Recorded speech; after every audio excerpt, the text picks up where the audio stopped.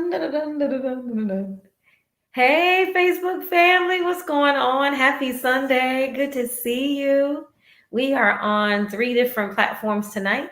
You can catch us on Instagram at The Lake Moore. You can catch us on YouTube at Capacity Words. Please subscribe. And of course, here at More Capacity LLC. I am Lake Moore. And I am Shamar Moore. Woo woo! Told y'all my husband was gonna be in the house. Instagram, please welcome my husband. This is the first time we with you, but we hope it will be with you more. In fact, we know that we will.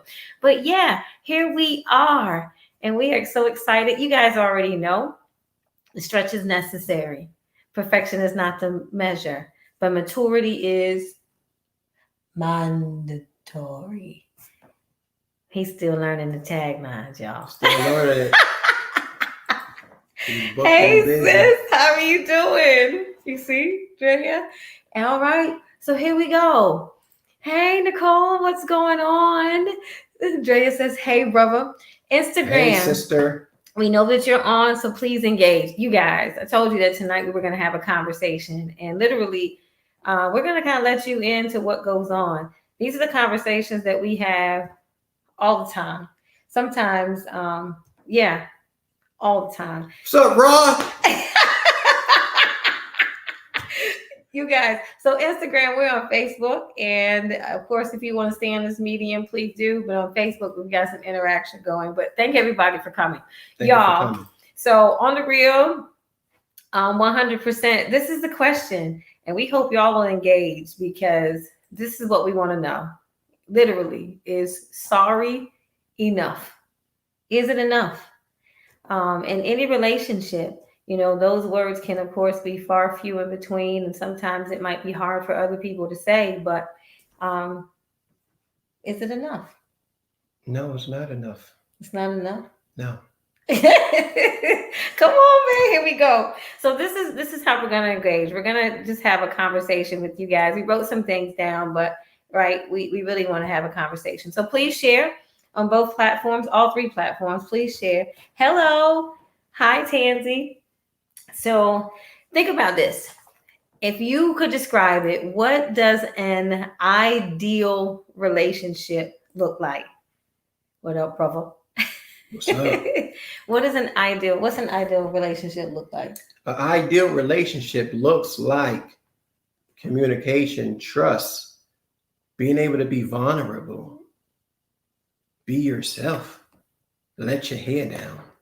Are you being yourself right now? I'm being myself right now, and communication is key. You nervous? A little nervous. I'm not used to being in front of Facebook. This is your stage. I'm supposed to be backstage, and she didn't bring me up to being up on the stage right now. Bring you to the forefront, man. Like my cheerleader got to be in the front. Look, okay. So Nicole says it should be enough. It should be enough. And it's sorry enough because you said communication, right? Trust, ideal, right. Vulnerability. But truth be told, everybody is not in relationships where they can fully be transparent or bring like their whole self to the table. That's true. But also, like when you hear sorry, some people, when they say it, it's not sincere. They're just saying it because it sounds good. I mean, when you say sorry, there's actions that follow up behind I'm sorry. What do you mean actions? Action. So saying sorry is key. Is one saying, hey, I acknowledge that I've done something wrong or said something wrong, might have hurt your feelings, things of that nature. But then after acknowledging that I've said or done something wrong to offend you or hurt you, then there's something I have to do. Yes, apologizing is one thing, but then, I have to acknowledge that I, again, said or did something to offend you, because if I don't, I just say sorry. What am I saying sorry for? It's just like when we go to God and ask for forgiveness. Yes, we say, Lord, forgive me, or Lord, I'm sorry, but then there's something that comes behind that. Just like I say, if you confess your sins, he is faithful and just to forgive your sins. Then there's another scripture that say, if you confess and forsake. So there go that thing that is something that we have to do. So it's one thing that we confess or acknowledge, But then the second part of that verse is say to forsake. So we have to do something after saying sorry, because it's sorry just enough. Because if I say sorry, then I can do it again if I don't change my actions or my ways. Okay. But what happens if you go into a relationship and you really don't even know what you want? So you're setting an expectation for someone that you're really not able to explain, or you've never made them aware of, and you're holding them to a certain level, and then you get disappointed by that. Is that disappointment, is that the other person's responsibility or their fault? Or does that belong?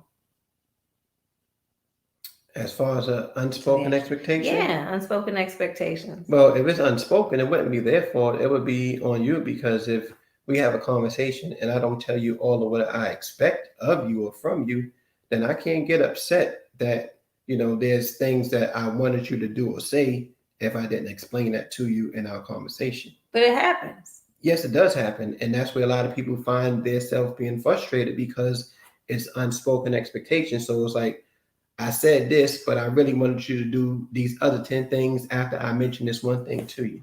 So this is something that when we were talking earlier that I wrote down and said, what is more important? Because I know in the beginning of our relationship that I found myself doing it, and even in other relationships. So this is not just about marriage. I mean, in any relationships, it could be friendships, at work, any type of relationship, that I found it more important at that moment to suppress how I was feeling, because I wanted to maintain the relationship, instead of having enough courage to say, I need you to know the truth of how I feel. And not necessarily saying it was your responsibility for how I felt, but I need you to know the truth of how I feel. I can't keep walking around on eggshells. And, Nicole said it takes time for all those things to mention, like the trust and all those things too. But I had to be aware of what I needed. And so if I didn't know exactly what I needed, right? Right. And if I never made you aware of it, if I didn't say, I deserve this type of relationship, I deserve to be secure in these relationships, and I just suppressed it, then that was my fault. Right. It was your fault. And then I wouldn't know where I need to make the changes to become better. Right. Because not knowing, and that's another thing, again, because sometimes we walk around mad or upset with somebody, and the person that we mad or upset with, they don't know that we mad or upset with them because it wasn't shared. That goes back with that unspoken expectation. So hold on, we have a question. What's up, Pastor Short? He said, should unspoken expectations be revisited? You want me to answer? Sure, you go ahead first. I think yes. I think they should. Because you can walk around with a grudge, or you can walk around attempting to secure your heart or protect yourself from someone who really loves you and who really is there for you and who is meant for you. But because I just kind of say, all right, I'm gonna suck it up. I'm gonna be a big girl. I'm never going to, I'm not going to bring this up because it may hurt his feelings if I'm feeling this way. Maybe he's trying to do the best that he can do, right? But I need more. There's something else that I need from him. And at some point, I got to sit down and have that crucial and tough conversation. I mean, I got to have it. And I have to be able to say, look, when we first came into this relationship, I had daddy issues. Okay, here we go. Let's do this. Hey, Mom. I had daddy issues and mama issues, and it wasn't my fault that she wasn't here. Dang, you had to do like a double amen on me? Amen. Amen. Hey, Mom, don't do that. Kobe. But I had to do a double take, and I had all of these crazy expectations that he was going to be my fixer. Fix it all, okay? My daddy wasn't there, my mama ain't here, and I need you to come in here on this white horse, and I need you to save me from me. Right. And a lot of times we actually run from those hard conversations because we don't want to deal with the root of the issue or take it head on because of our feelings being hurt. feelings are going to get hurt from time to time. And all the times when your feelings get hurt, it's not intentional. But if you don't know where the pain is and you go to the doctor and they ask you what's wrong with you, it's up to you to share the symptoms that you've been feeling. You don't go to the doctor and they just guess that this is what's wrong with you. And all of a sudden I'm going to prescribe this to you. You have to share with them how you are feeling or the symptoms that you're feeling at that time that you're in that doctor's office in order for them to prescribe the correct prescription to help get you better. Boy, that was good. Thank you. Yeah. So you asked again, should unspoken expectations be revisited? Yes, they should be. Because then by speaking it in that relationship, the other person gets to say, this is what I was expecting. However, this isn't what I received, right? And then they get to tell you, well, first of all, I didn't know. I didn't know that's what you were expecting. And then if they do say, I'm sorry, in that instance, it should be enough. Because the truth of the matter is I can't expect him. I can't expect my girlfriend. I can't expect my mama, my daddy, nobody. They cannot be everything to me. It is not their responsibility to make me whole. Like he said, when I go into the hospital or when I go to the doctor, I got to know what I need first before I can, of course, receive it and be prescribed with whatever prescription that's going to make me better. I got to know. It starts here. It starts here. Because you want to be better. That's the whole purpose of going to the doctor when you don't feel well. Right. You don't go there saying, well, I'm hoping to feel better or this and that. You go to them and say, hey, I have pain in my, my chest or my leg, whatever. And from there on, they do the examination to see how they can locate what's bothering you. But you have to be real and honest with yourself. And that's part of that hard conversation is being honest with yourself, because people are going to tell you, if they really love you, they're going to tell you about you. Yeah. And it may not be in a brutal way. It may be out of love, but the thing is, if a person really loves you, they'll tell you about yourself in a loving way to where you can receive it. Because there's always room for growth or change. Always. We talked about earlier today, like what empty promises do. And we talk about empty promises, not just in a marriage or in a relationships, but we were reading a book together called The Bait of Satan. Yes. And in the book, it talks about how, you want to give the percentage? Sure. So 1/4 of what we say, we really don't mean.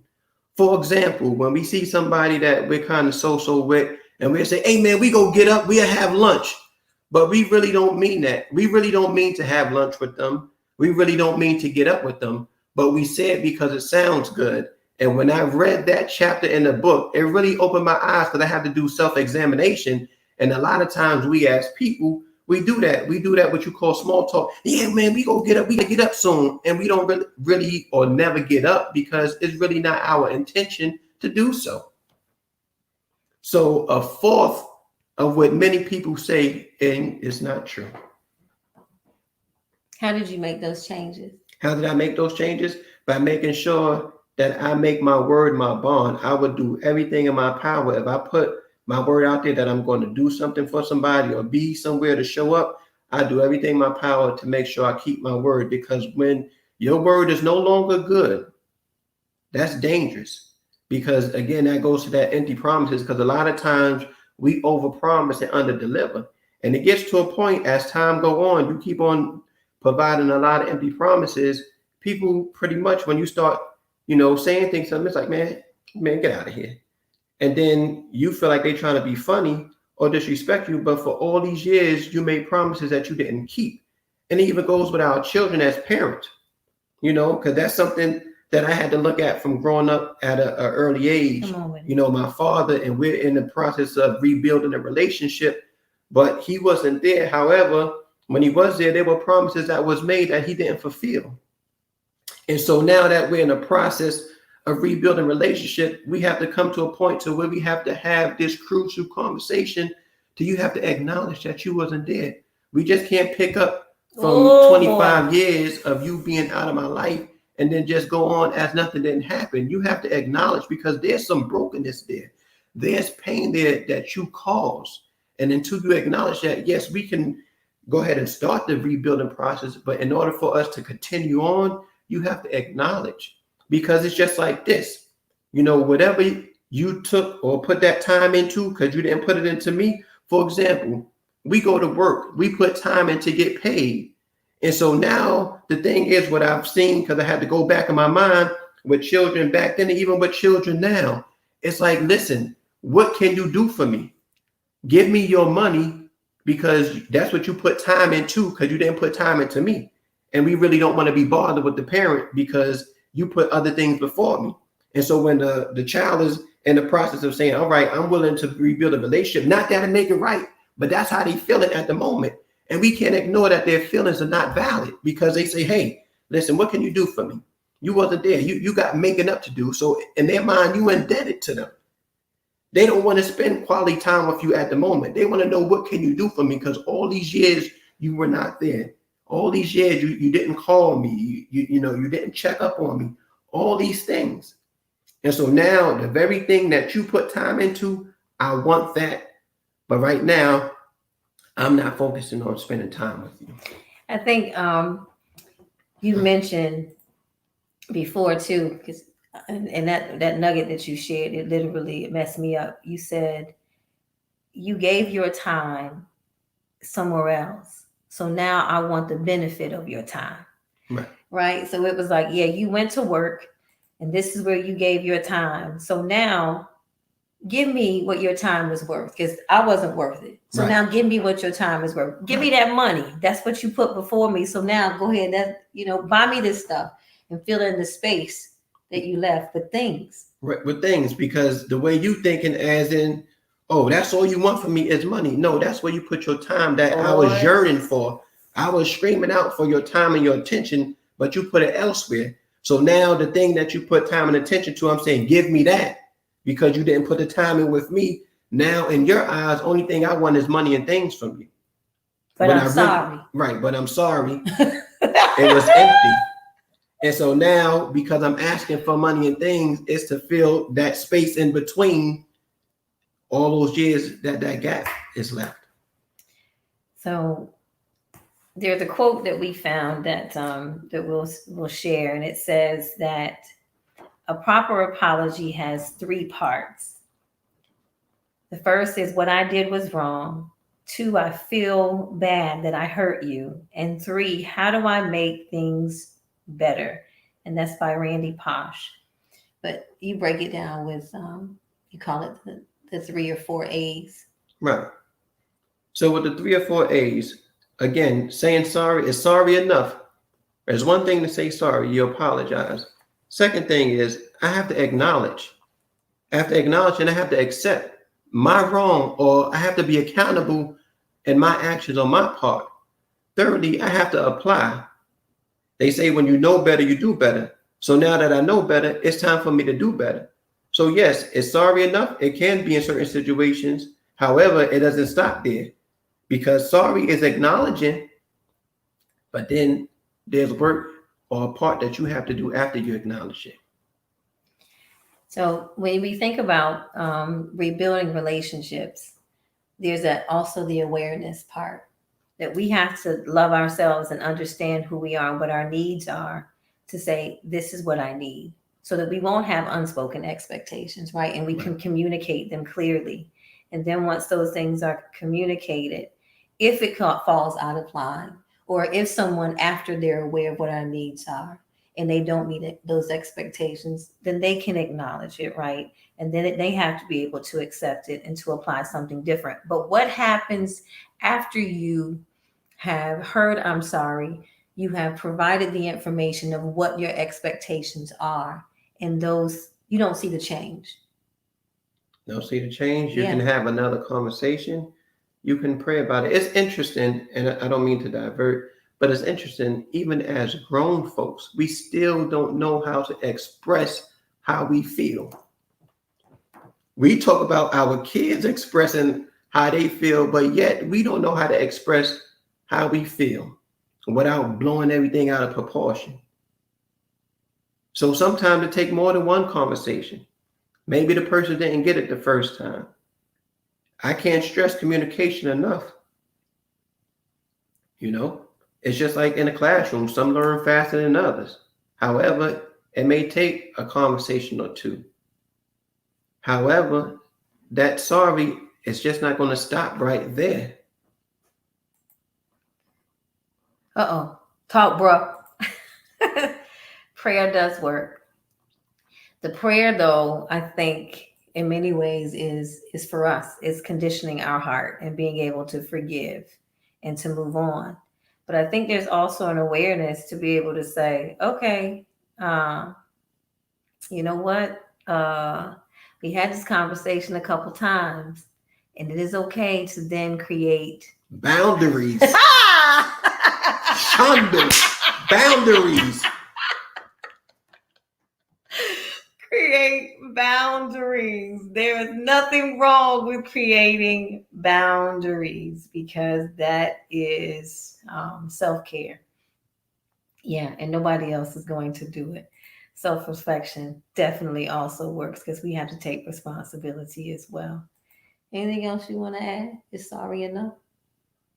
No, you have it. No, I think that's it. But we talk about these types of things all the time, and just aware and becoming more aware of our own triggers. We all bring different things into relationships. We have to be aware and make sure that we acknowledge where we are and also, of course, what we need. And like he said, learn the language, like learn how to speak up and say exactly how you feel and what you need in that relationship. Because if the other person isn't willing enough to listen and to acknowledge what you need and to apply it, that silence was on purpose. Yeah, it's time out for suppressing how you really feel. Because at the end of the day, you saving face for who? You showing up one way in front of the person or persons, and then behind closed doors, you going off. You having a breakdown. Ooh. And instead of putting how you feel into words in a very respectful way, you're just suppressing it. At some point, from suppressing it for so long, you go explode. It's okay to go talk it out, or talk to somebody. Oh, let's stop being so prideful. We don't have it all. We don't always have it all together, and we don't have all the answers. So, okay, here we go. Sadly, sorry will never be an option for those that may not accept accountability. That's a mouthful. Look, all I can do is just rub my mouth. Did y'all hear that, Instagram? Sadly, this is a comment. Sometimes that sorry will never be an option for those that may not accept accountability. It's true.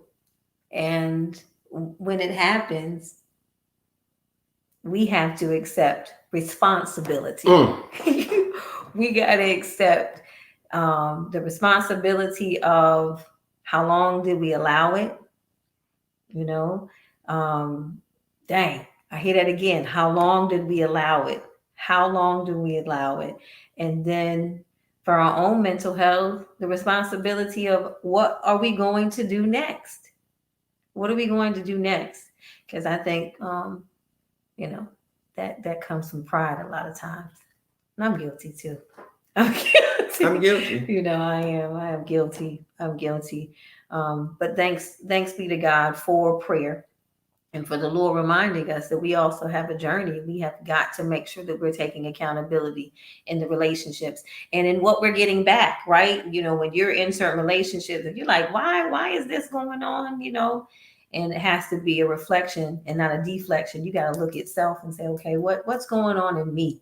If people are leaving, or if they're broken relationships, or I keep getting this type of interaction, it cannot be anybody else. It has to be me. And the responsibility all day is this right here. Release the offense and move on. Release it and move on. Yes. Because come on here, drop that mic. We're the one that's walking around burdened down because of holding on to the offense. Mm-mm. And we really can't be blessed by holding on to offense. Think about what the Bible said. We forgive our brothers and sisters, God in heaven to forgive us. But if we don't forgive our brothers and sisters, whoever, God don't hear our prayers. So then with that being said, again, the question is, and who is the responsibility from? With rather, is sorry enough? You're asking me? Yeah. Who's the responsibility? I mean, because so once you release the offense and move on, we back at the question again. We released it. Right, we released it. So it's sorry enough. Yeah, that'll be enough then. Right. Once you release the offense. Once you've communicated it, once the other person is aware of what's going on, because then it moves from accidental to intentional. Oh, yeah. Good gosh almighty. Once you release the offense, it's done. It is time literally to move on. But in those relationships that matter, those relationships that are covenantal and that literally they are death until death or till death do us part. Sorry needs to also come with change. But you evaluate those relationships and where you are, because sometimes it just doesn't matter. Thanks, Roderick, for that one too. And what I've learned over the years is that people only treat you or handle you how you allow. If you allow people to do stuff, that's why they do it. It's almost like a bully. If you allow them to do whatever and you don't do nothing, they're going to keep on bullying you. But that moment that you said, okay, enough is enough. We ain't doing this today. You going to learn today. You guys. Things change. So it sounds like we're going to definitely respect the time. Respect the time? Yes, we're going to respect the time. We were only planning on doing 15 minutes, and it looked like we've gone into about 26 to 27 minutes. Thank you so much, Facebook fans, for coming in and tuning in, Instagram fans. I did it with my wife, Lakemore, capacity where the stretch is necessary. You look. But this was, she said, after it's been released, I say sorry is definitely enough. Yeah. Yes. I definitely, yep. I think it is. So it sounds like our conclusion tonight is pretty much you on time, girl. Glad you made it. Hey, is it situational? And it sounds like it becomes what purpose the relationship is. Like, what's that weight of relationship? Is it something that you have established that you are in and it's going to grow together and that you're committed to it? Or is it just, there's no weight to it? If there's no weight to it, then sorry. Okay, that's enough. But still don't be afraid to have a conversation. Don't be afraid. You got to have a conversation. Even if you clip it, you still got to have a conversation. Have the conversation. What's going on, my brother, Virgil Cuzzo? Good to see you in the house. Yeah, because having the conversation, it makes everybody better. It makes everybody better. It makes people aware, and it makes them accountable. Yeah, you can't just walk away from it. Everybody needs to know. Everybody, because we have blind spots, and if we don't have a conversation, then you can't hold a person accountable when they don't know. Yeah. But once you do know, you are responsible. And so I guess to say you're sorry enough, in most cases, it will be, but each case is, judged upon its own merit. You guys, merit ain't on it. It's probably going to happen. Part 2 is going to happen, Rob. We're going to get you from backstage so you can speak on it. I keep telling this dude, y'all, for real. You got to get him to talk more. So thank you. Yes. Thank you. Lakemore has gotten me to come out of my shell tonight where the stretch is necessary. Perfection is not the measure, but maturity is. Maturity is. Mandatory. So she said, you go say something. I said, okay, I'm going to say something. Look, you going to go ahead and tune? Give him a word, man of God. Praise the Lord, cousin Virgil. Pray all is well, sir. You guys, yeah. We're going to go back to this one right here. And literally, this is what we are going to end this on. If nothing else, Whether you're saying sorry, the other person is saying sorry. This is the message that we leave. Thank you so much, Roderick Spears. He says, release the offense and move on. And move on. Because once you release it, it's no longer on you.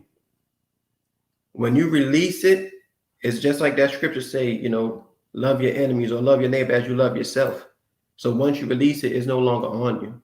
And that's what we have to do. So instead of walking around burdened down or depressed and stuff, just release it. Let it go. Forgive. Move on.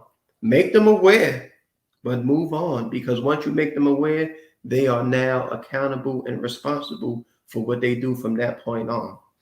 I heard, as you were saying that, like we teach our kids, and for some reason, that when we become adults, we stop doing that. Mm-hmm. You know, we teach them early to say, I don't like it when you give them that language. I don't like it when you did this. But sometimes we just suppress it and keep moving on, and people never know. They don't even know they need to say sorry. Yep. All right, you guys, part 2, I'm sure it will come. Part 2 is coming. Sorry. Hope that's enough. Thank you so much for tuning in. Subscribe down below to Lake More Capacity where the stretch is necessary. Yes, you can catch us on The Lake More, which is on Instagram, Capacity Words on YouTube. Be sure to like our More Capacity LLC page. This is a team effort, even though he lets me talk all the time. God bless you guys. Sorry is enough. Have a good night. Good night. You gonna end it out? I am Lake More. I'm Shamar Moore with more capacity where the stretch is necessary. Perfection is not the measure, but maturity is mandatory.